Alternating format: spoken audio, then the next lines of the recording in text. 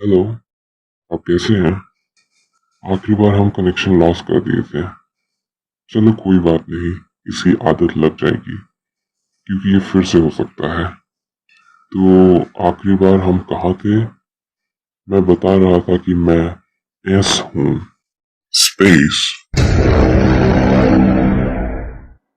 आप मुझे mister S भी बुला सकते हैं। अरे, मेरी आवाज को क्या हुआ? Hey, what happened?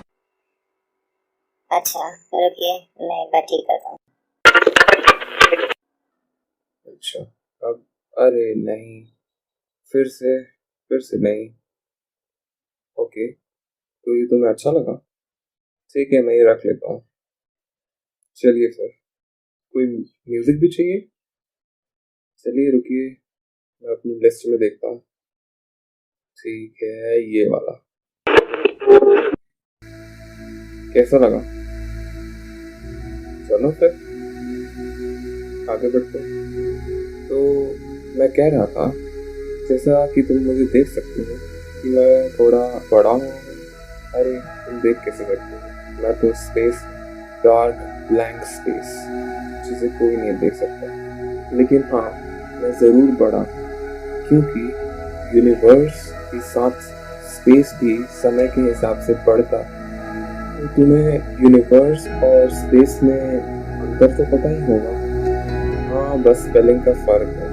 नहीं, और भी बहुत अंतर। जैसे कि यूनिवर्स उन सब चीज़ों को कहा जाता है जिनको हम छू सकते हैं, महसूस, सेंस, मेजर और डिटेक्ट कर सकते हैं स्पेस के अंदर। इसके अंदर जीवित चीज, planets, stars, galaxies, dust cloud, light और समय भी है। हाँ, सही सुना, समय भी। यूनिवर्स के जन्म होने से पहले समय, स्पेस और मैटर का नामो निशान भी नहीं था। जैसा कि मैंने पहले भी बताया, यूनिवर्स बढ़ रहा है। उसके बढ़ने की रफ्तार 73.3 किलोमीटर पर सेकेंड है। हाँ, काफी तेज है। जैसा कि तुम्हें पता चले किया होगा, मैं बहुत ज्यादा शांत हूँ।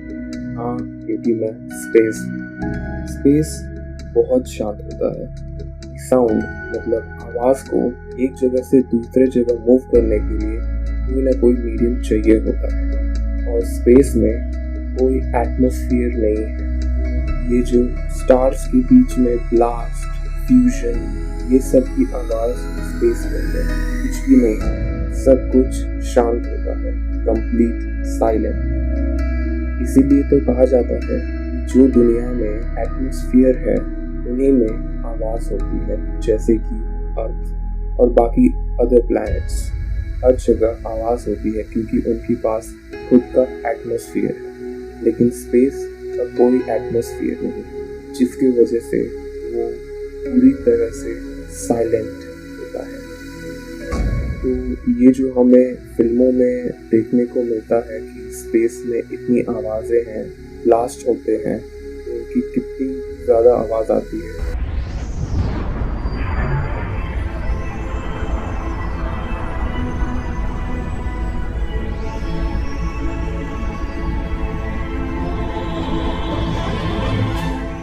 लेकिन वो बस विजुअल होता है, कोई रियलिटी नहीं। तुमने तो ये पहले भी सुना होगा कि इस पूरे यूनिवर्स में अनगिनत स्टार्स प्रेजेंट हैं। लेकिन अगर हम नंबर्स की बात करें तो ऑस्ट्रेलियन नेशनल यूनिवर्सिटी ने अपने एक स्टडी में पाया कि यूनिवर्स के अंदर 70 सेक्सटिलियन स्टार्स प्रेजेंट हैं। अगर हम दूसरी भाषा में कहें तो 70,000 मिलियन मिलियन मिलियन। तो इसके लिए एक सिंपल सा वर्ड है, जिलियन।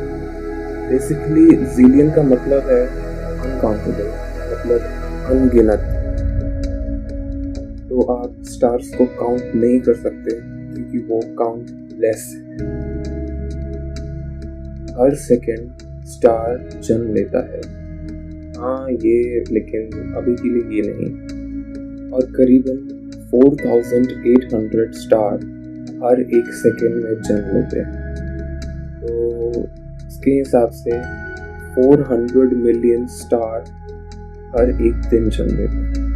तो आप तुम आगे की मैथ कर ही सकते हो। इसीलिए स्टार्स की काउंटिंग के लिए थोड़ी देर के लिए कॉमा लगा ही दिया जाए। तुम्हें तो ये पहले से ही पता होगा ये कौन है। हाँ बिल्कुल सही, ये है यूरी गैगरिन। ये पहले इंसान थे जो कि स्पेस में गए, लेकिन ये 27 साल का सोवियत कॉस्मोनॉट वो इंसान भी बना जो कि पहली बार अर्थ का चक्कर लगाया। The surface, as we said, was fine grained with lots of rocks in it. It took footprints very well, and the footprints stayed in place. The limb was in good shape and exhibited no damage. और इस साल हम 52 year anniversary celebrate करेंगे कि इंसान पहली बार चांद पे कदम रखा था। हाँ, इस इंसान ने, इसे तो जानते ही होंगे। लेकिन अब हम बात करेंगे कि पहली बार स्पेस में किसने मूता। What the hell did you just say? हाँ, बिल्कुल सही सुना तुमने। स्पेस में पेशाब करना। Buzz Aldrin. ना ही वो सेकंड इंसान थे जिन्होंने चांद की सतह पे कदम रखा नील आर्मस्ट्रॉन्ग के साथ, बल्कि वो पहले ऐसे इंसान भी थे जिन्होंने चांद पे पेशाब किया। उन्होंने अपने पैंट में ही पेशाब किया। क्रॉस।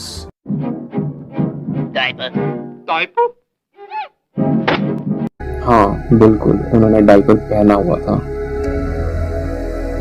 अगर तुम आज अपने आप को बहुत अकेला महसूस कर रहे हो तो बस खुश हो जाओ, क्योंकि तुम यूनिवर्स के सबसे अकेले आदमी जैसा अकेलापन महसूस नहीं कर सकते। माइकल कॉलिन, उनको यूनिवर्स के सबसे अकेले आदमी के टाइटल से नवाजा गया था। इनको हम ज़्यादातर भूल जाते हैं। ये वो एस्ट्रोनॉट थे जो कि अपोलो 11 मिशन में अपने स्पेसक्राफ्ट के अंदर रहकर पूरे मून का चक्कर लगा रहे थे, जबकि इनके साथ ही नील आर्मस्ट्रॉन्ग और बज़ एल्ड्रिन चांद पे पहला कदम रखकर मानव इतिहास में अपना नाम दर्ज कर रहे थे। अभी ही कुछ दिनों पहले 28 अप्रैल 2021 को 90 इयर्स के माइकल कॉलिन की डेथ हो गई।